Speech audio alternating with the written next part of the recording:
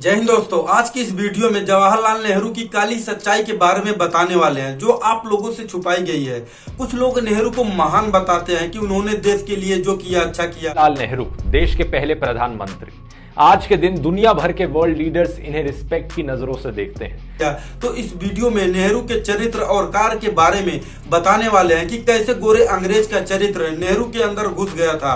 Video शुरू करने से पहले वीडियो को लाइक, चैनल को सब्सक्राइब कर दीजिए। सन 1947 के बाद वाले हिंदुस्तान में पंजाब और पूर्वी बंगाल दंगों की आग में झुलस रहा था। गांधी अकेले ही दंगों को संभाल रहे थे। सरदार पटेल सारे राजा महाराजाओं को हाँक कर हिंदुस्तान में रखने का कार्य कर रहे थे और इस सब के बीच दो बेहद दिलचस्प और समझदार लोग अपने दिल की मोहब्बत की आग लिए एक दूसरे के करीब आ रहे थे। उनमें से एक आजाद हिंदुस्तान का पहला प्रधानमंत्री बनने वाला था और दूसरा इस नए मुल्क के पहले गवर्नर जनरल की पत्नी। कहते हैं कि मोहब्बत वो अतिश है जो लगाए ना लगे और बुझाए ना बुझे। कब हो जाए, किससे हो जाए, कहाँ हो जाए और क्यों हो जाए, कोई नहीं जानता। जब यह आग लगी, जवाहरलाल नेहरू की उम्र 58 थी और एडविना 47 की होने जा रही। लेकिन मोहब्बत किसी भी उम्र में हो बेपनाह होती है। नेहरू जी अयास टाइप के व्यक्ति थे।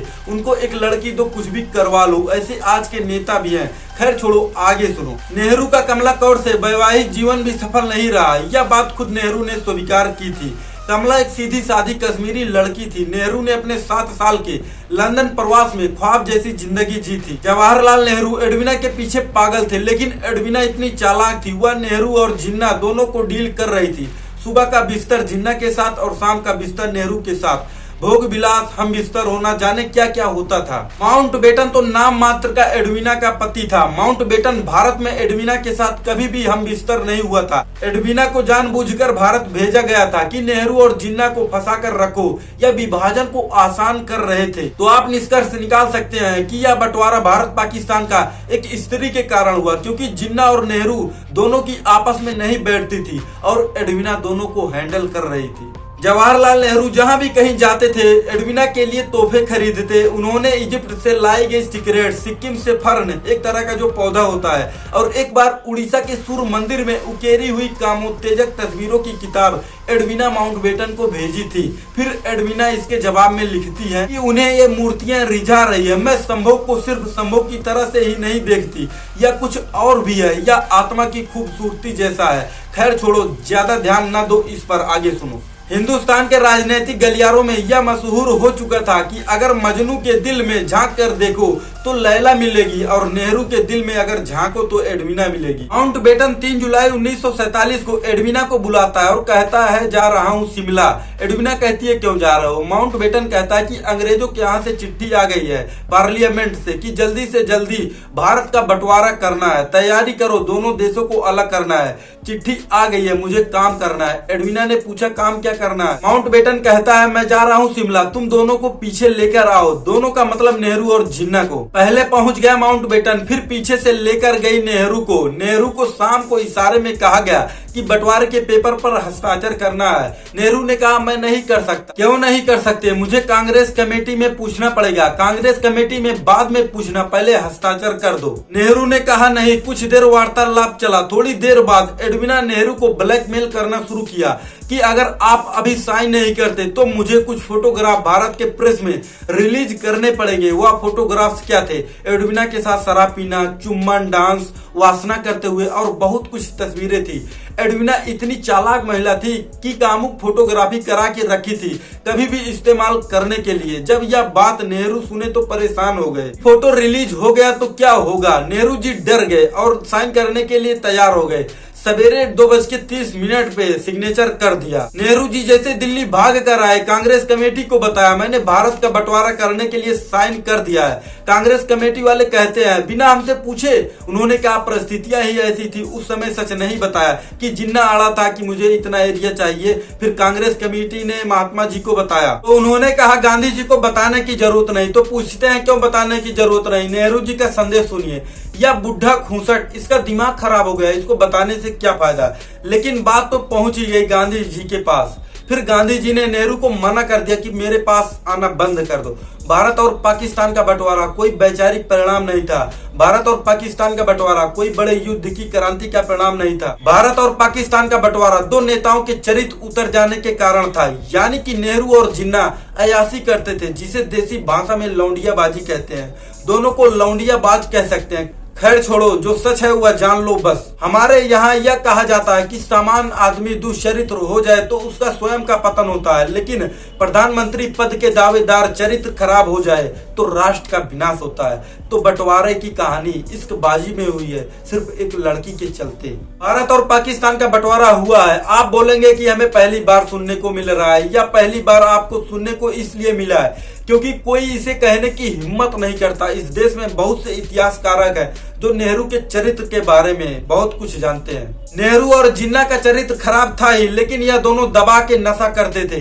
नेहरू तो एक दिन में 60 सिगरेट पीते थे और चैन स्मोकर भी थे। एक सिगरेट छूटे तो दूसरी, दूसरी छूटे तो तीसरी। और जिन्ना लगभग एक दिन में 72 सिगरेट पीता था। दोनों एक ही ब्रांड के शराब पीते थे। ब्रांड में एक शराब बनती थी जिसका नाम है क्वाइक।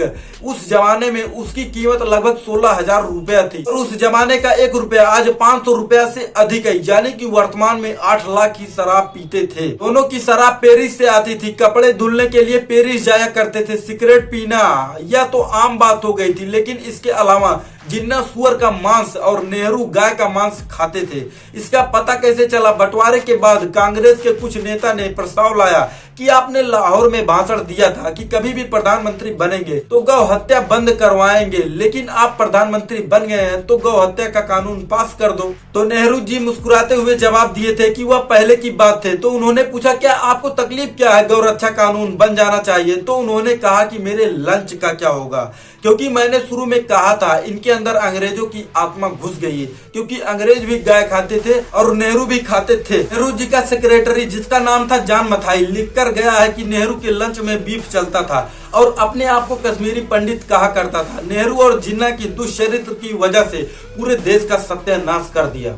आप लोग कहेंगे क्या सत्यानाश कर दिया? अंग्रेजों को पता था इसको तो हम जैसे चाहेंगे वैसे घुमा सकते हैं। यानी कि नेहरू कठपुतली बन गया था अंग्रेजों का, क्योंकि जिसके चरित्र में कमजोरी आ जाती है वो अपनी बात से पक्का नहीं होता है, उसको चाहे जो घुमा सकता है। तो अंग्रेज को पता चल गया था यह बहुत कच्चा आदमी है, तो इसका इस्तेमाल अंग्रेजों ने भरपूर किया। और अंग्रेजों के संसद में बार बार भाषण हुआ करता था और इटली बोलता था, चर्चिल बोलता था, चिंता मत करो कि नेहरू के हाथ में सत्ता है, जो चाहोगे वही होगा। एक ने पूछा आप चाहेंगे तो क्या होगा? चर्चिल ने कहा चिंता मत करो, भारत से लौटने के बाद हम जो चाहेंगे वही होगा। इटली पूछ रहा है कि विस्तार से बताओ। चर्चिल कहता है कि हम भारत को छोड़ देंगे, लेकिन भाषा हमारी रहेगी, कानून हमारा रहेगा, संस्कृत हमारी रहेगी। संस्कृत का मतलब हाफ स्कर्ट जो लड़कियां आजकल पहन के घूम रही हैं, वह भी इंडिया में रहेगा। शिक्षा भी हमारी रहेगी। हम भारत को छोड़ तो देंगे, लेकिन हमारा धर्म रहेगा। तो कि कहते कहते बोल गया कि अभी गोरे अंग्रेज राज कर रहे हैं, आने वाले समय में काले अंग्रेज राज करेंगे, चिंता करने की कोई जरूरत नहीं।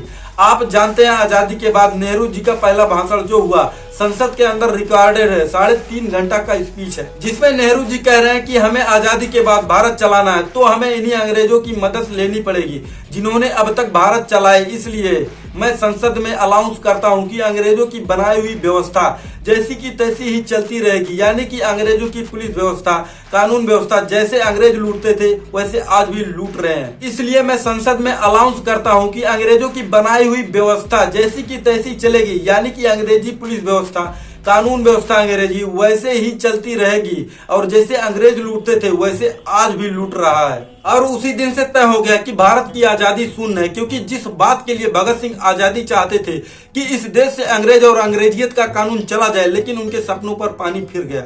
आप तो जानते होंगे कि 14 नवंबर को नेहरू के जन्म पर बाल दिवस मनाया जाए। देखा जाए तो नेहरू जी ने बर्बादी के अलावा कोई अच्छा काम नहीं किया है कि इनके जन्म पर बाल दिवस मनाया जाए। अगर बाल दिवस मनाना है तो गुरु गोविंद सिंह जी के बेटे के नाम पर मनाना चाहिए, जिन्होंने भारत देश के लिए बच्चों को कुर्बान कर दिया। नेहरू और जिन्ना इस इश्कबाज तो थे ही, लेकिन मूर्खों के मूर्ख भी थे।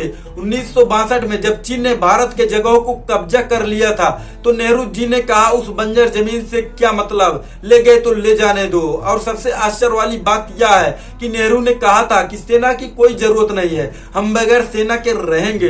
तो इससे आप अनुमान लगा सकते हैं कितना बड़े मूर्ख थे। और आपने ध्रुव लाठी का यह वीडियो तो जरूर देखे होंगे जिसमें नेहरू जी की बदनाम तस्वीरों की सच्चाई बता रहे थे। हाँ, इस वीडियो में सच्चाई की कुछ तस्वीरें ठीक थी, लेकिन उनको महान बताना ये गलत है। आपको नेहरू का राज तो बता दिया है कि किस टाइप के व्यक्ति थे। ध्रुव लाठी बता रहे हैं कि ये तस्वीरें ऐसे खींची गई, वैसे खींची गई थी, इस समय खींची गई थी, जिन्हें लोगों ने गलत समझ लिया। आप ये फोटो देखें, ये ऐसी वैसी तो खींची नहीं होगी और न ही इस तस्वीर को लाठी ने दिखाया था। इसमें साफ साफ दिख रहा है कि नेहरू एडवीना के साथ अयाशी कर रहे हैं। नेहरू कितने बड़े अंग्रेजों के गुलाम थे, आप इसी बात से अंदाजा लगा सकते हैं कि नेहरू शिक्षा से ईसाई थे, संस्कृति से मुस्लिम और दुर्भाग्य से हिंदू थे। और पंडित जवाहरलाल नेहरू बड़े गर्व से कहते थे, मुसलमानों का भोजन हो, हिंदुओं की रसोई में बना हुआ हो, अंग्रेजों की खाने की मेज हो, बस अगर यह तीनों चीज एक साथ मिल जाए तो देश के हिंदू जाए भाड़ में। इसलिए उन्होंने गौ हत्या बंद नहीं करवाई थी। नेहरू जी कुर्सी के इतने बड़े लालची थे कि इन्हें देश बेचना फिर से पड़ जाता तो बेचने के लिए तैयार थे, लेकिन कुर्सी छोड़ने को नहीं। जैसे आज के नेता देश बेचने को तैयार है लेकिन कुर्सी छोड़ने को नहीं। ऐसे में वर्तमान नेताओं को बता देना चाहता हूं, तुम्हारी कुर्सी बड़ी नहीं, पहले देश बड़ा। तो दोस्तों वीडियो समाप्त करते हैं। जाते जाते यही कहूंगा कि इतिहास को जो झूठा पढ़ाया गया है उसे सही से किताबों में लिखा जाए और ऐसे लोगों को महान न बताया जाए जो देश के साथ गद्दारी किए थे। खैर, नेहरू जी ने जो गलती कर दी थी उसके बारे में नहीं सोचना, जो हो गया सो हो गया, सिर्फ सुधारा जा सकता है। इतिहास से हमें सीखना है कि ऐसी गलती दोबारा नहीं करना है। और हाँ, नेहरू जी महान नहीं थे, महान तो आजाद, भगत, सुभाष जैसे लोग थे। तो दोस्तों वीडियो समाप्त करते हैं। वीडियो में जानकारी अच्छी लगी हो तो वीडियो को लाइक, चैनल को सब्सक्राइब कर दीजिएगा। आप लोगों को ऐसी ही सच्चाई की वीडियो मिलती रहेगी। मिलते हैं अगली वीडियो में, तब तक के लिए जय हिंद, जय भारत, राम राम।